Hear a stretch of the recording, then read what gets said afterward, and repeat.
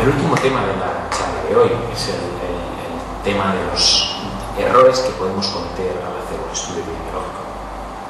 Nosotros podemos cometer en esencia dos tipos de errores que se expresan en la diapositiva, que son errores aleatorios, errores que no tienen que ver con realizar mal un estudio, sino que son errores debidos al azar, y errores sistemáticos, que son errores debidos a una mala ejecución de un diseño epidemiológico. Como podemos ver en la diana de la izquierda, la diapositiva expuesta, un error aleatorio sería como no dar en el centro de la diana, sería una falta de precisión. Sin embargo, no es una falta de validez. Nosotros sí sabemos dónde está el centro de la diana. El problema es que somos incapaces de darlo. Si nosotros disparamos muchas veces a la diana, finalmente alguna vez daremos el centro de la diana. Por tanto, se dice que el error aleatorio se atenúa aumentando el tamaño de la muestra. Siguiendo con la misma diapositiva, vemos que los sesgos sinónimos de error sistemático se caracterizan no por una falta de precisión, sino por una falta de validez. Es decir, nosotros somos precisos, el problema es que somos precisos haciendo una medida incorrecta. Somos muy buenos, pero no sabemos lo que queremos medir. Aumentando el número de disparos en la diana del ejemplo de la derecha, lo único que haremos será dar siempre en el mismo sitio, pero nunca dar en el centro de la diana. Es decir, este ejemplo nos permite ver que los sesgos no se van a corregir aumentando el tamaño de la muestra. En la siguiente diapositiva tenemos reflejados los diferentes tipos de sesgos. Para empezar a hablaremos de los diseños de los sesgos de selección. Un sesgo de selección no es ni más ni menos que un error debido a una mala elección de la muestra. Hay 4 tipos que debemos conocer. El primero de ellos es el sesgo del voluntario. Parece intuitivo que cuando alguien quiere participar en un estudio probablemente tenga alguna justificación. Por ejemplo, en un ensayo clínico, quien va a querer participar va a ser el que tiene un peor pronóstico probablemente. Es aquel al que el tratamiento convencional no le va bien. Por tanto, ese peor pronóstico va a influir en la respuesta del nuevo tratamiento. Por tanto, hay que ser cautelosos a la hora de incluir voluntarios en nuestro estudio. El siguiente sesgo de selección es el del obrero sano.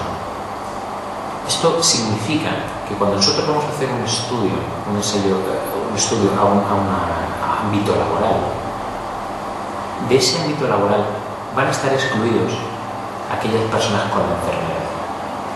Habitualmente no está la gente enferma trabajando. En consecuencia, vamos a minimizar la asociación entre factor de riesgo y enfermedad, porque no va a haber gente que está trabajando. No va a haber gente, que está enferma en el ámbito laboral. 2 sesgos de selección muy importantes son el sesgo de selección de Bergson y la falacia de Neyman. ¿A qué se deben estos sesgos? El sesgo de selección de Bergson se debe a que usamos como grupo de control un grupo hospitalario. Esto condiciona, como pone en la diapositiva, que hay muchos controles expuestos. Supongamos que vamos a hablar de cáncer de pulmón y tabaco. El verso sería, por ejemplo, elegir un grupo de gente, control de la planta de cardiología. Problema, en la planta de cardiología fuman tanto o más que en la planta de neumología, donde están los casos de cáncer. El problema de la falacia de Neyman es otro. El problema de la falacia de Neyman es que voy a estudiar una enfermedad de rápida mortalidad y, por tanto, cuando voy a analizar la enfermedad, resulta que no hay casos. No hay casos porque han fallecido. De forma que me encuentro falsamente con pocos casos expuestos. En ambos casos, tanto Neyman como Bergson, se minimiza la asociación entre factor de riesgo y enfermedad.